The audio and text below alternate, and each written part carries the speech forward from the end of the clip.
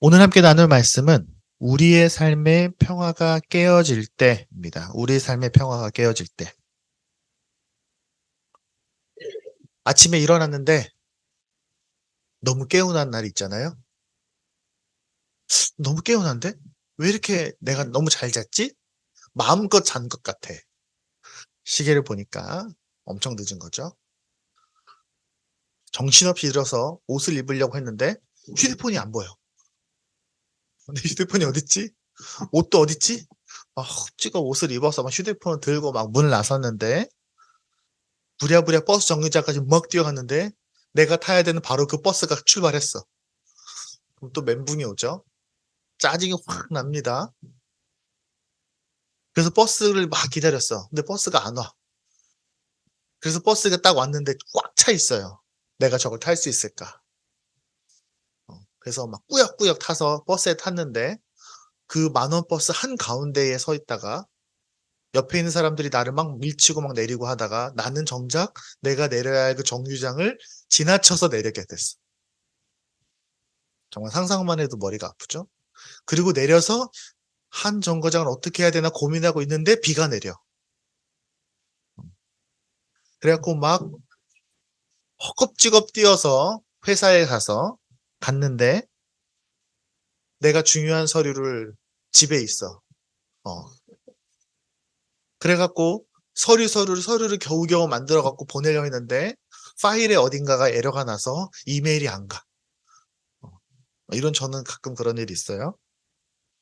그래서 일이 많으니까 너무 바빠서 밥도 못 먹고 막 일하고 있는데 그 작은 실수들 몇 가지 때문에 어, 엄청 욕을 먹고 어, 굉장히 그 지적을 받고 막 있는데 내 옆에선 굉장히 약삭 빠르고 이기적인 동료는 사람들의 칭찬을 받고 내가 했던 그 모든 일의 성과를 어떤 면에서는 가져가는 것 같은 느낌이 들 때 우리는 멘붕에 빠집니다. 도대체 내 평화는 어디에 갔나? 아마 여러분도 비슷한 일들이 있을 겁니다. 저도 이런 일들을 많이 겪어요.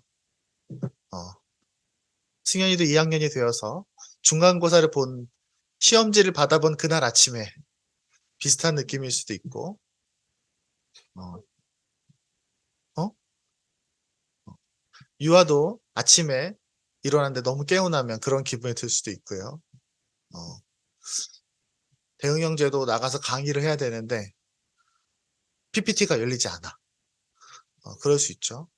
어, 그럴 수 있습니다. 우리의 일생에는요, 평화가 깨어지는 순간들이 끊임없이 옵니다.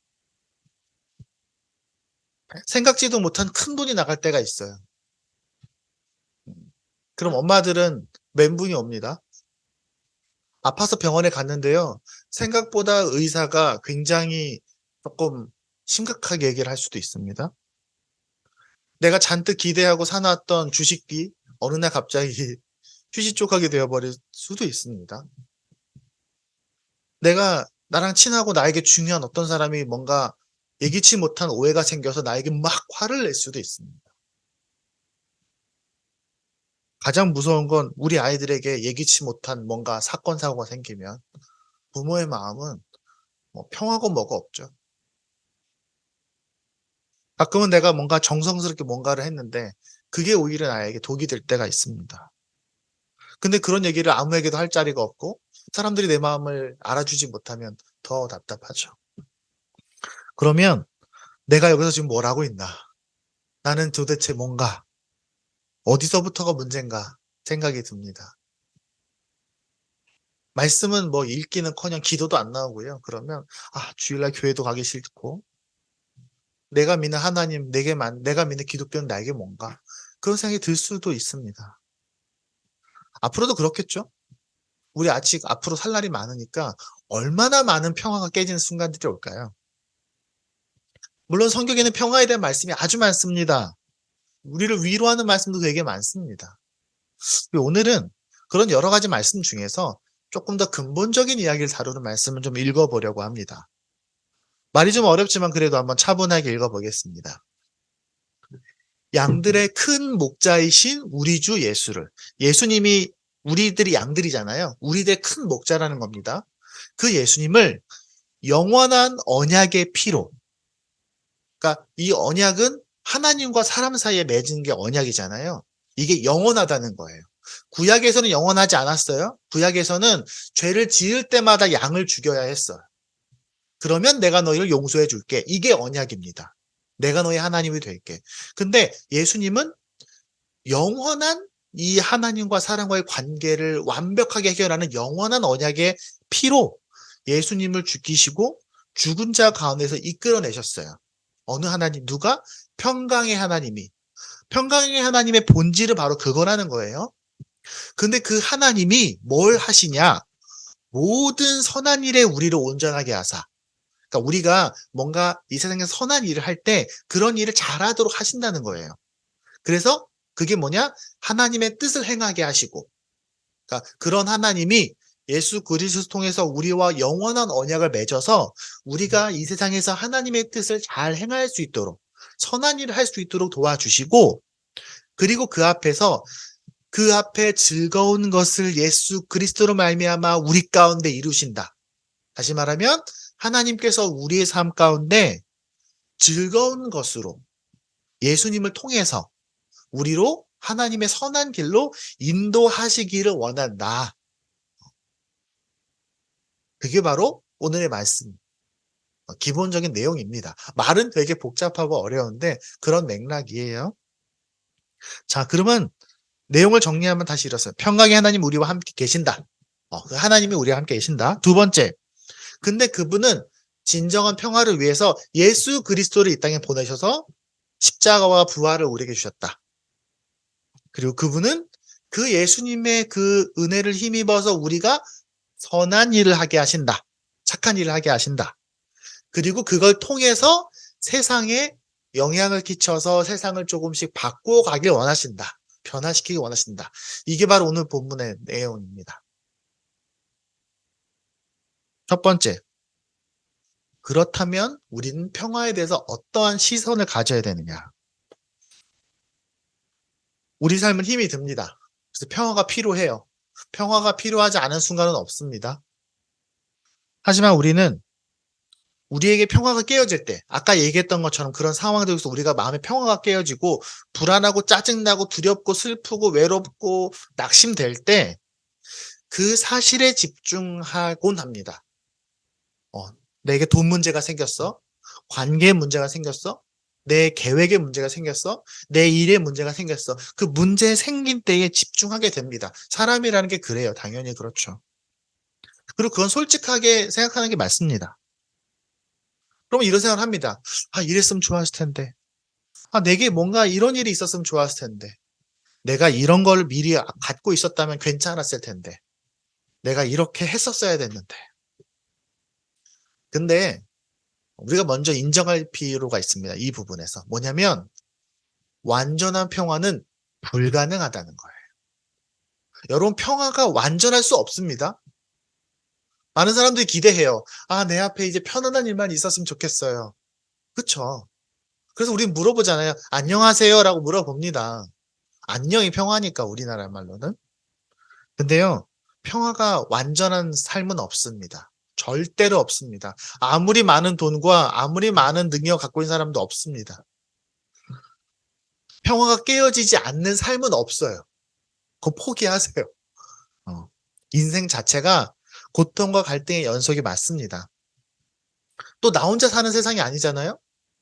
네. 나 혼자 그냥 만족하면서 살 수도 있어요. 사람들은 그래서 결혼도 포기하고 아이도 포기하고 그냥 아르바이트 같은 거 하면서 그냥 맘 편하게 나 혼자 살 거야 라고 말하는 사람들도 있지만 그럼에도 불구하고 그 사람 주위에는 수많은 사람들이 있습니다. 혼자서 자기가 무인도도 사는 게 아니니까. 주변에서 도와주지 않아요. 가만히 냅두지 않습니다. 그러므로 우리의 인생은요, 기본적으로 평화를 소진하는 쪽으로 갑니다. 평화가 줄어드는 쪽으로 가요. 계속해서 평화가 깨지는 삶으로 가는 게 그렇게 당연합니다. 물이 높은 곳에서 밑으로 흘러가는 것처럼 우리의 삶은 계속 평화가 깨지는 삶을 사는 거예요. 그거 어쩔 수 없습니다. 여러분, 사막에서 물을 구하면 안 되잖아요. 내 평화가 유지되기 원하면 안 됩니다. 남극에서 따뜻한 걸 구할 수 있을까요? 없죠. 우주에 나가서 산소를 구할 수 있습니까? 없습니다. 아무리 돈이 많고요. 아무리 권력이 많고 아무리 능력이 많아도요. 평화가 바닥나는 것은 누구나 경험하게 됩니다. 그런데 성경은 우리가 이 지점에서 중요한 생각의 전환을 요구합니다. 왜냐하면은 우리의 평화가 능력이나 소유나 권력에서 오는 것이 아니라 우리의 환경에서 오는 것이 아니라 내가 가진 무언가에서 오는 것이 아니라 성경은 항상 말합니다. 오직 하나님으로부터 온다라고 가르칩니다. 그래서 우리가 우리 안에 평화가 없다는 것에 집중할 때, 아, 내 안에 이게 없구나라고 말할 때 성경은 우리에게 이렇게 말합니다. 눈을 들어. 눈을 들어서 하나님을 보라고 말합니다. 시편 123편 1절에는요. 이런 말이 있습니다. 하늘에 계시는 주여 내가 눈을 들어 주께 향하나이다. 근데 성경에 보면요. 눈을 들어라는 단어를 검색해 보면 정말 많이 나옵니다. 여러분 아브라함이 처음에 가나안 땅에 갔을 때 아마 기억나실 겁니다. 그리고 그것에서 여러 가지 문제들이 발생할 때에 성경에서는 하나님께서 아브라함에게 눈을 들어서 새로운 땅을 발견하게 하십니다. 아브라함이 그 이삭을 바치기 위해서 모리아산 꼭대기에서 이삭을 죽이려고 할 때 하나님이 멈춰라고 말씀하신 다음에 아브라함이 눈을 들어서 새 양을 찾게 하십니다. 이삭을 대신해서 바칠 양을 찾게 하십니다. 여호수아가 가나안 땅에 들어가서 이걸 어떻게 해야 되지라고 답답해할 때 하나님은 여호수아의 눈을 들어서 여호와의 군대를 보게 하십니다. 예수님의 십자가에 못 박혀 돌아가신 이후에 여인들이 두려움 가운데 예수님의 무덤 앞에 갔던 그 부활의 새벽에 여인들은 눈을 들어서 돌문이 열린 것을 발견합니다.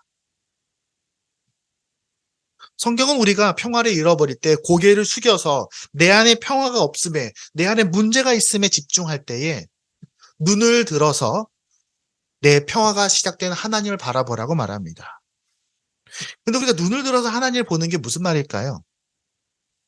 내가 불안할 때, 내 안에 평화가 없을 때, 걱정될 때 하나님을 생각하라는 겁니다. 그리고 하나님을 생각해서 하나님이 내 마음에 채워질 때에 그때에 우리는 내 안에 있는 잘못된 욕망, 불안함, 두려움, 착각 그런 것들로부터 벗어날 수 있게 됩니다. 그래야 자유가 찾아오고요. 그래야 평화가 찾아옵니다. 왜냐하면요. 여러분 평화는 돈과 힘이 부족해서 잃어버리는 것이 아니라 죄가 많아서 생기는 것이기 때문에 그렇습니다. 이사야서 57장 21절은 이렇게 말합니다. 내 하나님의 말씀에 악인에게는 평강이 없다 하셨느니라. 왜? 평강이 깨어지는 것은 죄에서 오니까. 여러분, 하나님에게 평화가 있다. 왜 그럴까요? 하나님은 걱정이 없으니까. 하나님은 완전하시잖아요. 하나님에게는 문제가 없습니다.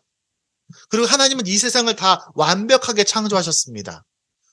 근데 하나님의 세상을 창조하실 때는요, 하나님의 그 평화로움이 완전하게 세상에 채워지고 그 안에 사람을 만드시고 그 사람은 하나님의 그 완전하심과 평안함을 공유하면서 하나님을 바라보아서 하나님의 그 편안함, 하나님의 그 온전하심을 내가 내 안에 받아들이면서 평화롭게 만드셨어요, 세상을.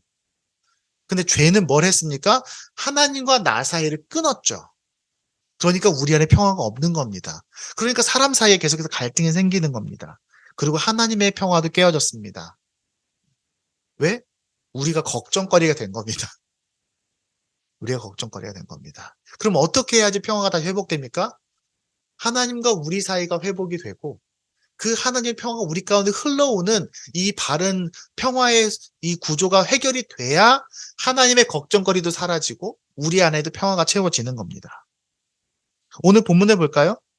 오늘 본문을 보면 이렇게 되어 있습니다. 이 양들의 큰 목자이신 우리 주 예수를 영원한 언약의 피로 죽은 자 가운데서 이끌어내신 평강의 하나님. 하나님은 그래서 그걸 해결하기 위해서 예수 그리스도를 보내신 겁니다. 우리 죄의 문제를 해결하고 하나님과 우리 사이에 막힌 것을 뚫어서 하나님의 평강이 흘러가도록 하기 위한 유일한 방법. 그래서 예수 그리스도를 이 땅에 보내셔서 그분의 십자가와 부활로 우리의 유일한 다리가 되어 주셨고, 그래서 하나님의 걱정거리가 사라지심으로 우리에게 평강이 오게 된 겁니다. 그래서 우리는 그걸 뭐라고 부릅니까? 샬롬이라고 부르는 겁니다. 세상에는 평화를 말하는 단어가 두 개가 있어요. 혹시 여러분 기억납니까? 팍스 로마. 로마의 평화. 로마의 평화는 어떻게 지켜집니까? 로마의 압도적인 힘으로 지켜집니다. 지금으로 치면 미국의 F-22 같은 걸까요? 압도적인 힘으로 팍스 로마가 지켜져요. 그 팍스하고 그 안에 살고 있는 히브리인들은 팍스가 아니라 샬롬을 말했습니다. 왜냐하면 세상의 조건으로부터 오는 평화가 아니라 하나님으로부터 오는 평화를 구했기 때문입니다. 성경에는 그런 평화의 하나님에 대한 얘기가 가득합니다. 데살로니가 전서에 보면요, 평강의 하나님이 친히 너희를 온전히 거룩하게 하시고, 로마서 19장에는요, 평강의 하나님께서 속히 사탄을 너희 발 아래에서 상하게 하시리라. 빌립보서 4장 7절은 그러므로 모든 지각이 뛰어난 하나님의 평강이 너희의 마음과 생각을 지키시리라. 우리 지난주에 그거 묵상했죠? 그러면 우리가 평화를 잃어버릴 때에는 내 안에 문제가 있다는 것에 집중하는 것이 아니라 먼저 하나님을 바라봐야 됩니다. 그래서 하나님을 바라봐서 하나님과 나와 연결되어 있음을 확인해야 됩니다. 그리고 하나님 안에 있는 그 완전하신 평안이 내 안에 흘러오는 것을 묵상해야 됩니다. 그러면 내 안에 있는 잘못된 것들을 내가 자유하게 되고, 그제서야 진짜 평강은 내 삶에 있는 문제들에서 오는 것이 아니라 하나님으로부터 온다는 것을 알게 됩니다. 이것만 확인했다면 우리 삶에 있는 모든 문제에서 열의 9은 해결이 된 겁니다. 그렇다면 우리는 이제 평화에 대해서 어떤 태도를 가져야 될까요? 우리가 좀 더 읽어보겠습니다. 21절에 보면요, 그 뒤에 이렇게 써 있습니다. 그 하나님이 모든 선한 일에 너희를 온전하게 하사 자기의 뜻을 행하게 하시고 그 앞에 즐거운 것을 예수 그리스도로 말미암아 우리 가운데 이루시기를 원하노라. 자, 이 말은 뭐냐면 평강의 하나님과 우리가 이어지면 그 하나님의 뜻대로 우리가 선한 일을 하게 된다. 그리고 그러면 그 하나님의 평강이 내 안에 채워져서 사람들에게도 흘러가게 될 거다. 그게 바로 오늘 성경이 말하는 겁니다.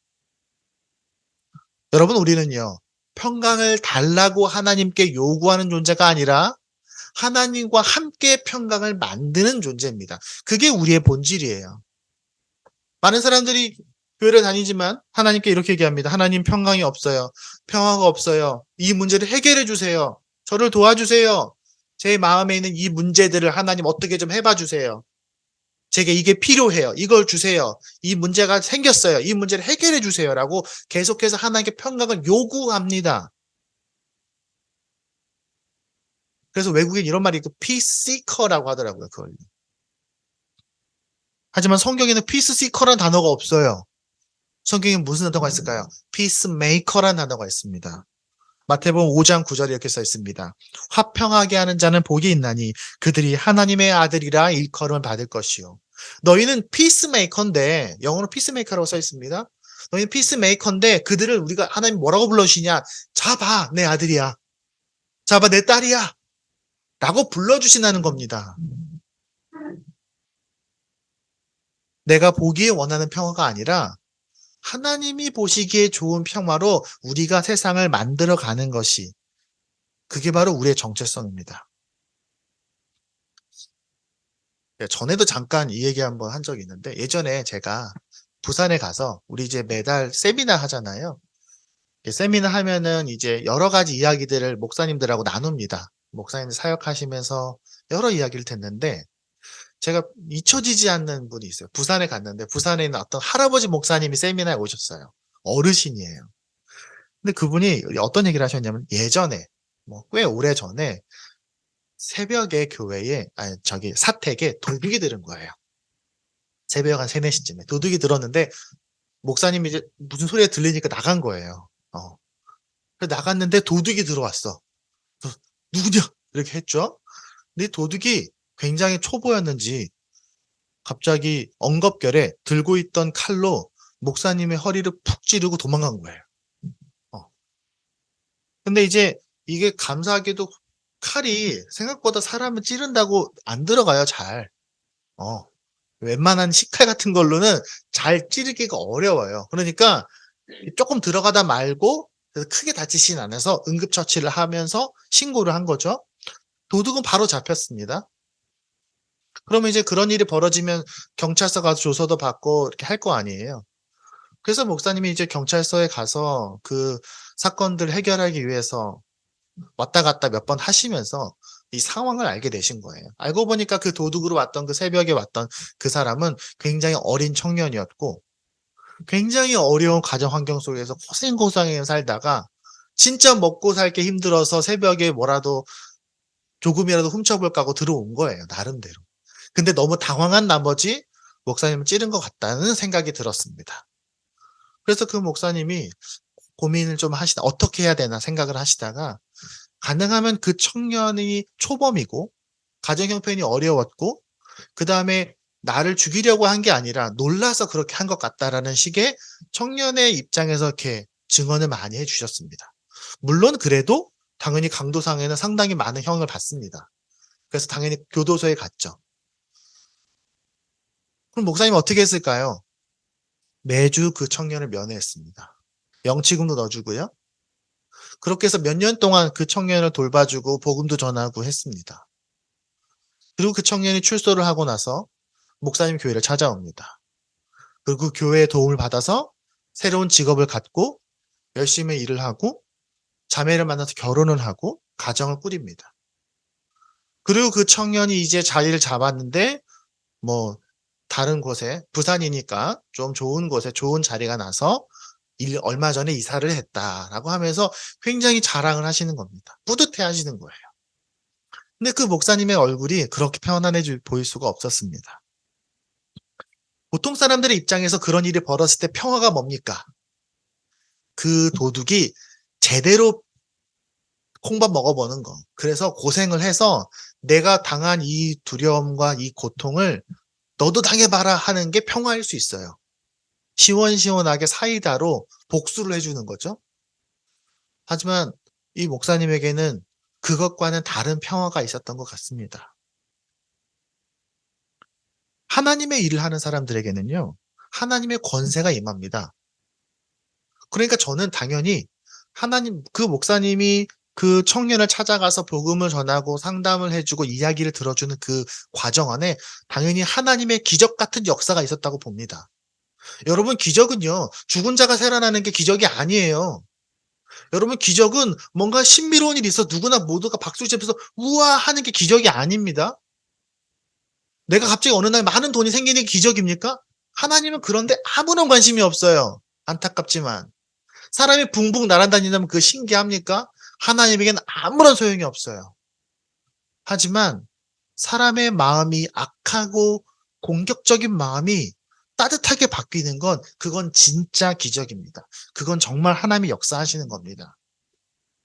여러분 오늘 우리 본문에 보면요. 이렇게 써 있습니다.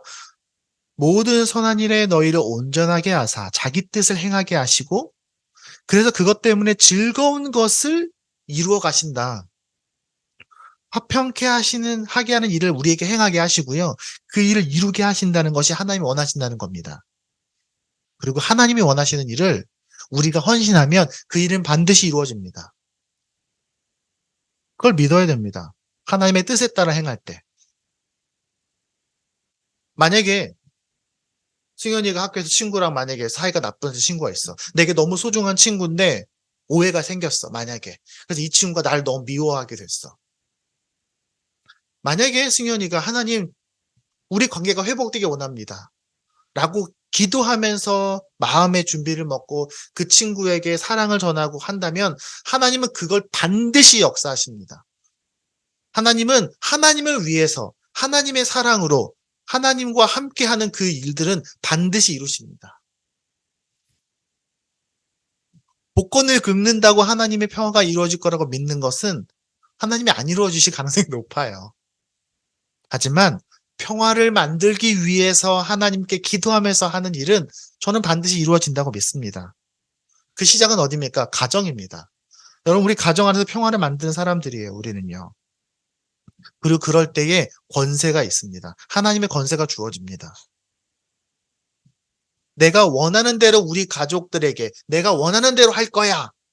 하나님 저에게 힘을 주세요. 그렇게 하면 하나님이 안 들어줄 수도 있어요. 하지만 하나님 우리 가정에 하나님의 평화가 임하기 원합니다. 라고 말한다면 하나님은 우리에게 능력을 주십니다. 우리 삶에 평화가 깨어진 순간들이 많겠죠. 하지만 그럴 때에 먼저 아까 얘기했던 것처럼 하나님의 평화가 내 안에 임할 때 우리는 정서적으로 안정감을 갖게 됩니다. 그리고 나서 우리가 이제는 평화를 만드는 자의 역할을 해야 됩니다. 우리가 용기 있게 믿음으로 우리의 삶의 문제들에 직면한다면 하나님이 우리에게 지혜를 주실 겁니다. 마치 지팡이가 모세의 손에서 바다를 가르는 역할을 했던 것처럼 하나님은 우리를 사용해서 이 세상에 평화를 흘려보내게 하실 겁니다. 먼저는 우리의 가정이고요. 우리의 교회고요. 또 여러분이 살고 있는 바로 그 삶의 현장, 직장에서도 말입니다. 여러분 혹시 여러분의 배우자나 여러분의 자녀와 관계가 깨어지거나 마음이 상한 일이 있었다면 이렇게 기도하십시오. 하나님은 지금 이 관계가 평화롭기를 원하십니다. 제가 용기 있게 사랑하는 일을, 축복하는 말을, 격려하는 일을 통해서 평화를 만들 수 있도록 도와주십시오. 그러면 하나님께서 우리에게 권세를 주십니다. 능력을 주십니다. 그렇게 우리 삶에서 기적을 이루실 겁니다. 저는 그걸 믿습니다.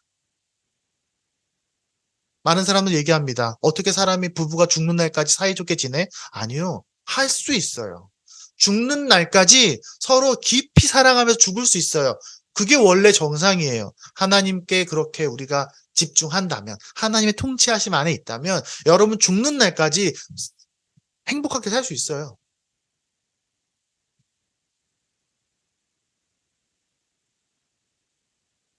그렇다면 우리에게 평화에 대해서 세 번째 생각의 전환이 필요합니다. 첫 번째 생각의 전환이 내 평화에 집중하기가 아니라 하나님의 평화에 먼저 집중해라. 두 번째, 우리는 평화를 요구하기만 하는 사람이 아니라 평화를 만드는 사람이다. 그리고 세 번째는요. 그렇다면 평화가 깨어지는 순간은 언제나 우리에게 위기만은 아니고 사실은 소망의 순간이다. 여러분, 여러분의 평화가 깨어졌던 순간들을 기억해 보십시오. 여러분의 평화가 어디서 깨어지던가요? 여러분이 어떨 때 멘붕이 옵니까? 어떨 때 짜증이 납니까? 어떨 때 마음이 상합니까? 크게 두 가지예요. 첫 번째는 내 연약한 부분, 내가 잘 못하는 부분. 어, 꼭 내가 상처받는 부분은 꼭 있어요. 그 부분이에요, 사실은. 여러분, 내 평화가 깨지는 종류를 잘 보면요, 100가지 아니에요. 그렇게 다양하지 않아요. 한 서너 가지? 아니, 한두 가지 정도예요. 꼭 내가 상처받는 데에서 깨져요, 사실은. 그럼 우리는 뭘 알 수 있습니까? 아, 이게 내 약점이구나. 이걸 알 수 있어요. 여러분, 축구 선수들이 축구할 때 여기 정강이에 엄청 딱딱한 플라스틱을 끼워 놓습니다. 요즘 뭐 탄소 섬유 좋은 거 나왔 가볍게 이렇게 그런 거 있다고 하더라고요. 굉장히 두꺼운 거예요. 왜냐면 여기가 자주 다치거든요. 축구하다 보면 여기 계속 부딪힙니다. 네. 굉장히 아프죠. 그래서 한번 여기 정강이 잘못 다치면은 뼈를 다칠 수도 있고요. 고통스러워서 운동을 할 수가 없어요. 그래서 아무리 불편해도 정강이 보호대는 꼭 끼웁니다. 네. 왜? 여기가 약점이니까 축구할 때는요. 축구를 제대로 뛰기 위해서 어쩔 수 없어요. 아무리 호날두나 메시도 정강이 보호대는 낍니다. 두 번째는 어디서 평화가 깨집니까? 내게 중요하고 소중한 곳에서 깨집니다. 여러분 중요하지 않은 일은요. 평화가 깨질 일이 없어요. 여러분 내가 사탕 2개 먹고 싶은데 1개밖에 없다고 여러분의 평화가 깨집니까? 막 울면서 내 사탕 이렇게 하지 않잖아요. 물론 우리 시안이는 그럴 수는 있겠지만 중요하니까 평화가 깨지는 겁니다. 사탄도 알아요. 그래서 사탄도 그 지점을 공격해요. 되게 중요한 지점. 그럼 우리는 알 수 있습니다. 뭘 알 수 있습니까? 아, 여기가 중요하구나. 여러분의 평화가 깨지는 바로 그 지점이 약점이자 중요한 지점이에요.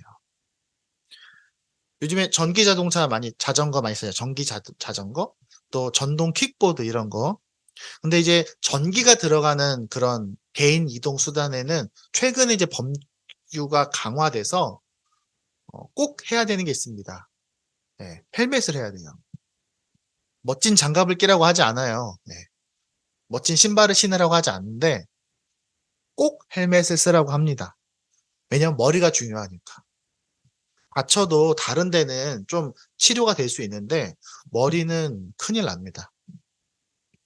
오늘 본문을 보면요. 모든 선한 일에 너희를 온전하게 하사 자기의 뜻을 행하게 하시고 그 앞에 즐거운 것을 예수 그리스도로 말미암아 우리 가운데 이루시기를 원한다. 자, 이 말씀에서 평강의 하나님이 필요한 순간은 어디입니까? 하나님 필요한 첫 번째, 선한 일이 필요한 한 지점. 두 번째, 하나님의 뜻이 이루어져야 하는 지점. 세 번째, 하나님이 그래서 가장 열심히 일하시는 지점. 이 지점이 평강의 하나님 필요한 지점입니다. 바로 여기가 우리의 평화가 깨지는 지점이에요. 그러니까 우리가 깨어지는 지점이 있다면 아, 이게 나의 약점이고 이게 나에게 중요한 부분이구나. 내가 이걸 위해서 꾸준히 기도해야겠구나. 내가 바로 이 부분에서 말씀을 좀 더 읽어야겠구나. 내가 이 부분에 대해서 묵상을 하고 생각을 하고 필요하면 책도 읽고 이 얘기도 좀 하고 해야겠구나. 이 부분이 내가 강해져야 하는 지점이구나. 이 지점에 견고한 보호대가 있다면 이 지점에 내가 훈련을 통해서 좀 강화가 된다면 우리는 더욱더 더 큰 일을 할 수 있습니다. 예를 들어서요. 우리 근육은 운동을 하잖아요. 그러면 근육이 찢어져서 망가진 다음에 다시 붙으면서 커집니다. 예. 근육을 손상시키지 않기를 원한다면 근육은 자라지 않아요. 그래서 우리가 사람이 운동하고 쉬었다가 다시 운동하고 쉬었다 하면서 사람의 근육이 자랍니다. 면역 체계도 비슷해요. 아무런 공격이 없으면요. 우리의 면역 체계도 더 성장하지 않습니다. 부상이나 질병들이 사람에게 있으면 사람이 그 일을 통해서 더 많은 정보와 대응력을 갖추게 됩니다. 우리 심리도 마찬가지예요. 작은 스트레스와 압박감들이 없기를 바라지만 그런 것들이 우리가 계속해서 반복될 때 잘 대응하게 되면 우리의 마음도 점점 자라갑니다. 멘탈이 더 강해지는 거죠. 예전에 사소한 것 때문에 마음이 깨졌다면 이제는 그런 것 따위는 전혀 나에게 문제가 되지 않는 겁니다. 그래서 성경에 이런 말씀이 있습니다. 사람이 감당할 시험 밖에는 너희가 당한 것이 없나니 오직 하나님은 미쁘사 너희가 감당하지 못할 시험 당함 허락하지 아니하시고 시험 당할 즈음에 또한 피할 길을 내사 너희로 하여금 능히 감당하게 하시느니라. 하나님은 우리가 살면서 완전히 보호되어서 완전히 인큐베이터에서 살기를 바라지 않으십니다. 이 거친 세상 속에서 싸워가면서 평화를 만들면서 부딪혀 가면서 성장하고 더 강해지고 더 삶에 영향을 끼쳐서 이 땅에서 하나님의 군사로 성장하기를 바라십니다. 우리 삶이 깨어지고 부서지는 지점을 위해서 기도하고 말씀을 읽으면서 직면할 때 우리는 더 성장하고 강해집니다. 그러면 우리 삶의 평화가 깨어지는 그 순간에 하나님을 바라보고 하나님과 함께 그 문제를 직면하기를 두려워하지 마십시오. 하나님은 그것을 위기에서 소망으로 바꾸실 겁니다. 말씀 맺겠습니다. 이런 말이 있습니다. 내가 깨면 병아리, 남이 깨면 프라이. 이런 말 들어봤습니까? 어, 병아리가 내가 깨고 나오면 병아리가 돼요. 근데 남이 깨버리면 어떻게 됩니까? 계란 프라이가 되는 거예요. 어, 그 헤르만 헤세의 데미안이라는 책이 있습니다. 거기에 보면 되게 유명한 말이 나와요. 새는 알을 깨고 나온다. 알은 곧 세계다. 태어나려고 하는 자는 하나의 세계를 파괴하지 않으면 안 된다. 저도 예전에 오래전에 읽었던 책입니다. 네. 한번 읽어볼 만한 책이에요. 음. 세상 사람들에게는요, 평화가 깨어지는 그런 순간들이 그저 고통스럽기만 한 문제가 빨리 해결돼야 할 순간일 수 있어요. 하지만 하나님의 사람들에게 평화가 깨어지는 순간은 오히려 하나님이 필요하다는 것을 깨닫는 자리고 내가 하나님과 함께 일하는 자리고 내가 성장하는 자리입니다. 평화가 깨어지는 순간에 언제나 깨어질 수 있는 내가 만들고 싶어 하는 평화를 내려놓고 하나님의 평화를 붙잡고 그리고 그곳에서 용기 있게 새로운 평화를 향해 나아간 우리가 되기를 바랍니다. 또 우리 아이들이 그렇게 되기를 바랍니다. 네. 우리 아이들이 이제 고등학교에 막 들어가서 아마도 유아도 긴장이 많이 될 텐데 이제는 드디어 본격적으로 중학생 중2에 돌입하고 있는 우리 승현이도 생각될 텐데 이제는 2학년이 된 우리 이한이도 이제 최고 학년이 된 산이와 우연이도 어 점점점 우리 아이들도 예상하지 못한 평화가 깨지는 순간들을 경험하게 될 텐데 어 먼저 우리 부모가 어떻게 사는지를 보여줍시다. 그리고 그 아이들을 위해서 기도해 주고 계속해서 격려합시다. 그래서 평강의 하나님을 누리는 우리가 되기를 주님의 이름으로 축복합니다. 기도하겠습니다.